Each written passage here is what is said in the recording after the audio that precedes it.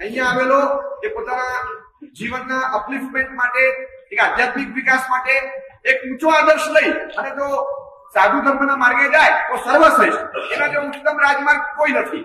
પણ હવે એ એટલી ઉડાન ભરવી એ શક્ય નથી. તો પછી રનવે પર દોડાદોડ તો ચાલુ કરીએ. કોક વાર ટેક ઓફ નો સમય આવશે તો ઉડાન લઈ લેશું, પણ રનવે પર દોડવાનું તો ચાલુ કરીએ. પણ રનવે પર જે દોડતું હોય એ આવતીકાલના ટેક ઓફ ની પૂર્વ તૈયારી છે. એ રીતે દોડવાની પ્રક્રિયા હોય. એટલે સેકન્ડ સ્ટેપમાં જે આદર્શને નથી પાડી શકતા એ લોકો એવું કરે કે એક સારા વર્ચ્યુઅસ અને વેલ્યુઝ વાળા લગ્ન જીવનને વ્યતીત કરે છે. એમને તો રહેતા નથી, એ લગ્ન જલ્દીથી જોડાય છે.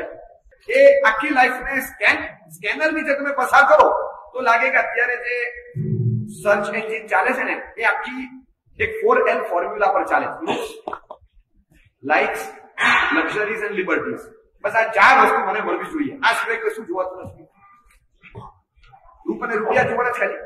માત્ર 4 જ વસ્તુની માંગ તમે જો કશું કઈ જોવા નથી તૈયાર.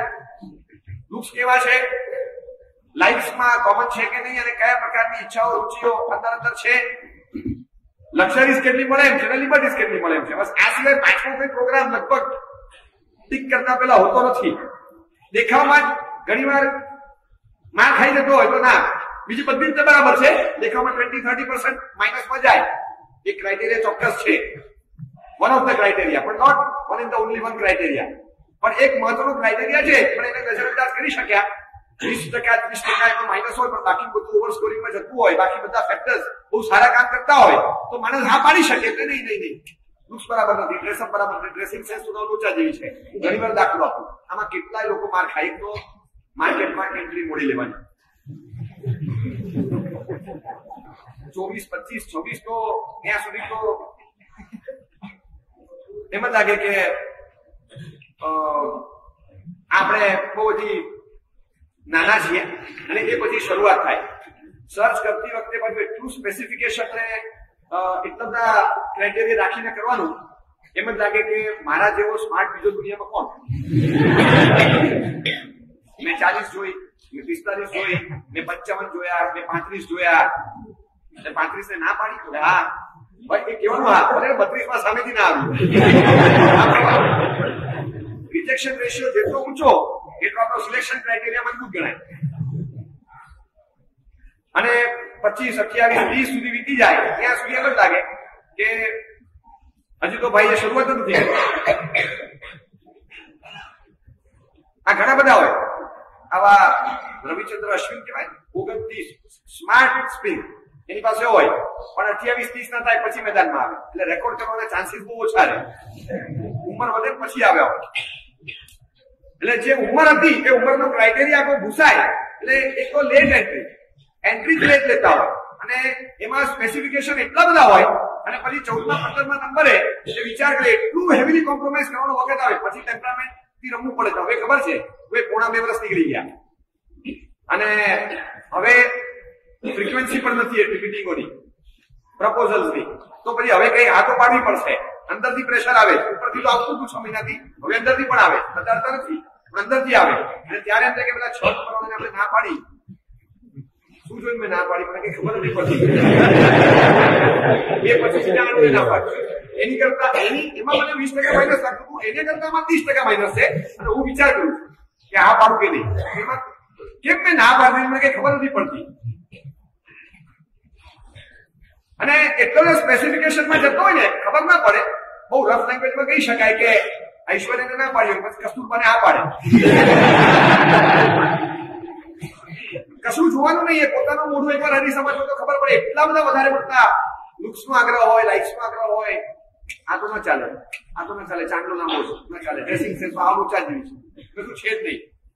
આજે કમસે કમ માણસ મીટિંગમાં આવે, મીટિંગમાં તો અમારો સ્માર્ટ હોવો જોઈએ કે નહીં.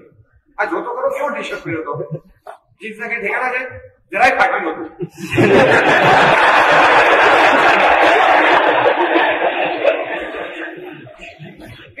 બોલો અકબંધ સંબંધ રાખવા માટે ફાટેલું જીન્સ જોઈએ છે. અને એવા નાના મુદ્દા પર કેન્સલ ના ચાલે, ના ચાલે. આ છે નહીં, ના ચાલે. આવા બધા મુદ્દા પર અત્યંત સંસ્કારી દીકરો કે સંસ્કારી દીકરી એ રિજેક્ટ થાય. હું ઘણી વાર કહું કે તમે શા માટે સિલેક્ટ ન કરી શકો? આ બધા ચેન્જેબલ મુદ્દા છે. નોન ચેન્જેબલ એલિમેન્ટ હોય એ બરાબર, સ્વભાવ સરસ છે, બિહેવિયર સારો, આમ તમે જે પ્રશ્ન પૂછો એની જવાબ સરળતાથી આપે છે, બહુ સરસ રીતે સંવાદપૂર્વક વાત કરે છે, એકદમ આમ સોબર લાગે છે, બધી રીતે બરાબર છે. ખાલી તમે જે કહો છો કે ડ્રેસિંગ બરાબર નથી, સેન્સ ઓફ ડ્રેસિંગ નથી, સ્માર્ટનેસ નથી દેખાતી, ઇંગ્લિશમાં કાચા લાગે છે, પ્રોનાઉન્સિએશન વીક છે, કોન્ફિડન્સ લેવલ જે જોઈએ એ ઓછું છે, ઓકે, આ બધા ચેન્જેબલ મુદ્દા છે. અને આગળ વધો તો કઈ પ્રોબ્લેમ ન નડે. આવામાં જો સંસ્કાર અને ધર્મ અને કુટુંબની શાંતિ જળવાતી હોય તો આગળ વધી શકે. હવે નાઉ ધ ક્વેશ્ચન કમ્સ કે how to answer the friend circle. એ લોકો પછી મીઠી માર કરે, તે ઉતાવળ કરી હોય અમને લાગે છે, પછી તો છેલ્લે તારો અધિકાર છે બોલે જ કે એ ટપથી તો મૂકે. એ લોકો આમ મૂકે તો ખરા, કારણ કે અમે લોકો જયારે 7 કપલ 8 કપલ ભેગા મળીને ફરવા જઈએ ત્યારે બાકીના બધા આવા હોય, એમાં પછી મારે કેવું દેખાય? તો તમે જે દેખાવું દેખાય ને, બધા જોશે, સ્માર્ટનેસ ને બધાની સાથે કમ્પેર કરશે, બીજી વારમાં એ બધાને કોમ્પિટ કરશે, પહેલી વારમાં કદાચ પાછળ પડશે, પણ ત્યારે તમારી પાસે જવાબ જોઈએ આ તમે શું કર્યું? કઈ પ્રતિષ્ઠા થવાની હોય ત્યારે અમે ભગવાન ભરાવી દીધા, આની બાકી છે.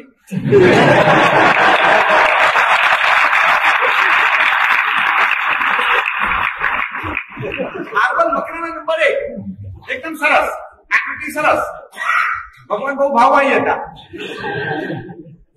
તો અમે ભરાવી દીધા. હવે તમે જે બધી વાત કરો છો એ that is a matter of રચના, આંગી ડેકોરેશન બાકી જે થઈ જશે. સ્વામીના બધી જોડો આંગીના થોડા તૈયાર થાય, બધી જોડો કેવું લાગે છે મેં કઈ નથી ખબર પડતી. और आंगी करेला भगवान जुआ जाए પછી થોડું કાઢી ત્યારે ખબર પડે સારી ફ્યુચરમાં બી નીકળ્યા, ફ્યુચરમાં બી હવે આ કરવાનું શું? આ બધા નોન ચેન્જેબલ એલિમેન્ટ્સ નો આગ્રહ એટલો તો રાખે અને એના કારણે નોન ચેન્જેબલ એલિમેન્ટ્સ એ નજરની બહાર જતા લુક્સની તરફ એટલું બધું વધારે પડતું ફોકસિંગ હોય કે લુક્સ કેવા છે, બસ એની પર એક મેસ્મરાઇઝિંગ એલિમેન્ટ છે અને એમાં માણસ ખેંચાય અને એના કારણે થઈને બીજી 4-5-10 વસ્તુઓ કે જોવાની છૂટી જાય જે બહુ મહત્વની હતી, જે જીવનમાં કદાચ બહુ મોટી અસર પાડશે. Looks can attack just one person.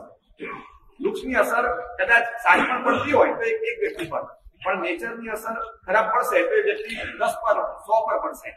તો વધારે રેટિંગ આને આપવું જોઈએ, પણ એ ક્રાઇટેરિયા આપણી પાસે નથી એટલે આ એક લુક્સ પર વધારે પડતો ફોકસિંગ થઈ જાય એ સ્વાભાવિક છે. બીજા નંબરમાં લાઈફ પર. તમને શું ગમે, તમને શું ભાવે, તમારી હોબી શું, આ એક છાપેલા સવાલો 4-5 આપી દીધા અને એના પર ચર્ચા વિચારણા ચાલતી હોય અને એ છાપેલા 4 સવાલ પૂછી એનો જવાબ લઈ લેવાનો. તમને કયો કલર ગમે? ઓબ્વિયસલી તમે જે શર્ટ પહેર્યો એનો જ બોલે. સ્માર્ટનેસ કોને કહેવાય? લાઇટર ડિલિવરી ના નાખે તો સ્પિનર સામે પેલાને ક્રીઝની બહાર લાવવો હોય તો શું કરે? એટલે આવા કોઈ પણ સવાલથી આપણે લાઈફ ટાઈમ ડિસિઝન નથી લઈ શકતા, પણ આ લુક્સ પર જાય, પછી લાઈફ પર જાય, પછી લક્ઝરીઝ પર જાય. ઘરમાં ગાડી છે, કુક છે, અચ્છા રસોઈ બનાવે છે, બહુ સરસ. ગામડા માણસો કેટલા? અચ્છા 4 મેમ્બર અને 3 માણસો, ઓહો બહુ સરસ. બંગલો છે, ઓહો ગાડી 2 છે, બહુ સરસ. 2 કાર છે, 2 કાર છે કે બેકાર છે? ઘરે જાય પછી ખબર પડશે. એમને કીધેલું કે બેકાર છે, બેકાર છે આપણે ખબર ક્યાં જાય પછી ખબર પડે. ઘણી વાર શબ્દો વચ્ચેનું સ્પેસિંગ ઘટી જાય. મને ખબર નથી પણ ક્યાંક ટેકનિકલ વર્ડ વપરાતો ડસ્ટબિન છે, ક્યાંક આ શબ્દો વપરાતો હોય ત્યારે આપણે લાગે કે આખીનામાં જવાબ આપતા પહેલા આ શબ્દ પ્રયોગને પેલા તો સુલટાવવું પડે ને. તમે હા કે ના એ જવાબ નથી, એ તો શરણાગતિ છે. તમે આ કન્ટેન્ટ તો સ્વીકારો છો, પેલા સમજાવીને પૂછવું જોઈએ. આ સવાલ જે પૂછે ને ત્યાં જેની કેટેગરી નક્કી થઈ જાય એટલે આનો જવાબ આપવાનો ન હોય. જે ટેકનિકલ લેંગ્વેજમાં પૂછો ડસ્ટબિન છે કે તો કે હા નવો કોઈ પણ કચરો આવે તો અમે એ બાદ નાખીએ. આ જવાબ આપવાની તૈયારી જોઈએ.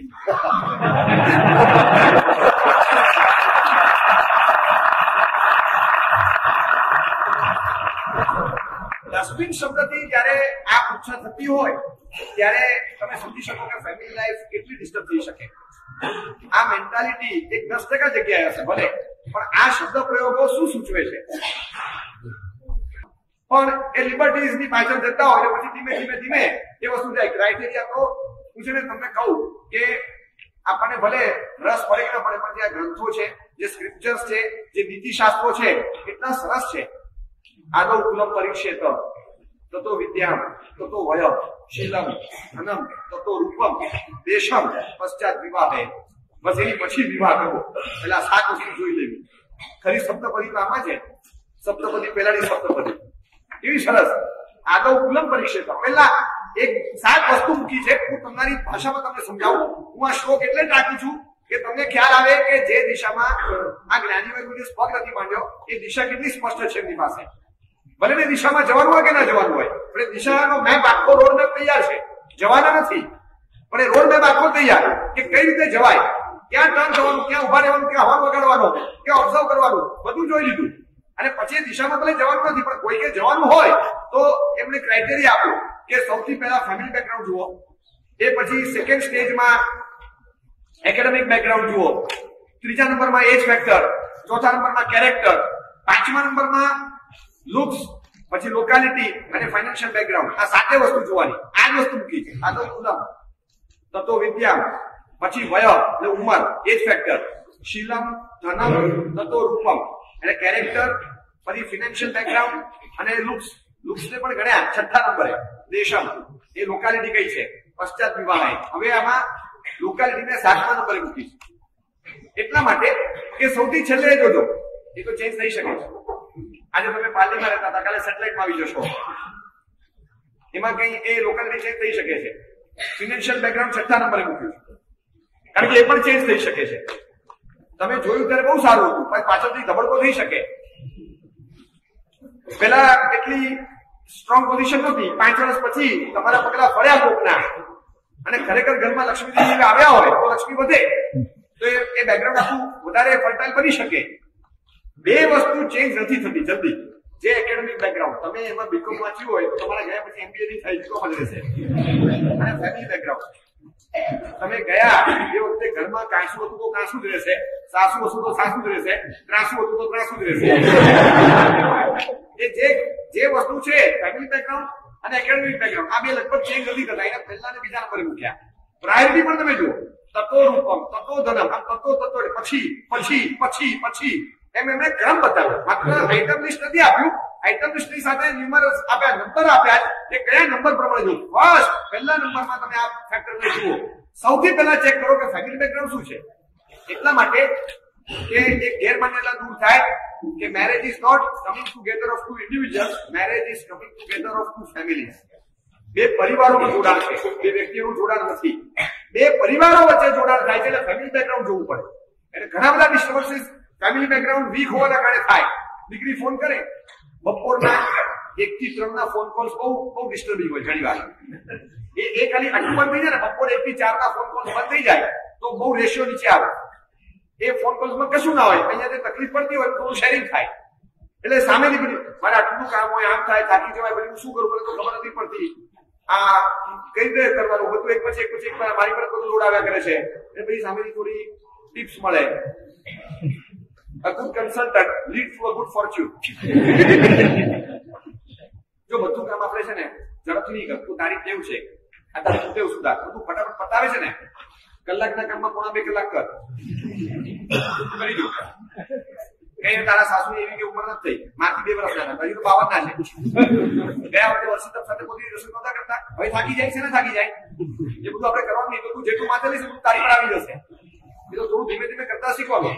હું થાકી ગઈ 2 વાર તારે બોલવાનું, એટલે બધું બધું આપણું થઈ જાય. આપણી ટિપ્સ મળી હોય ને, અનુભવીની ટિપ્સ હોય પાછી.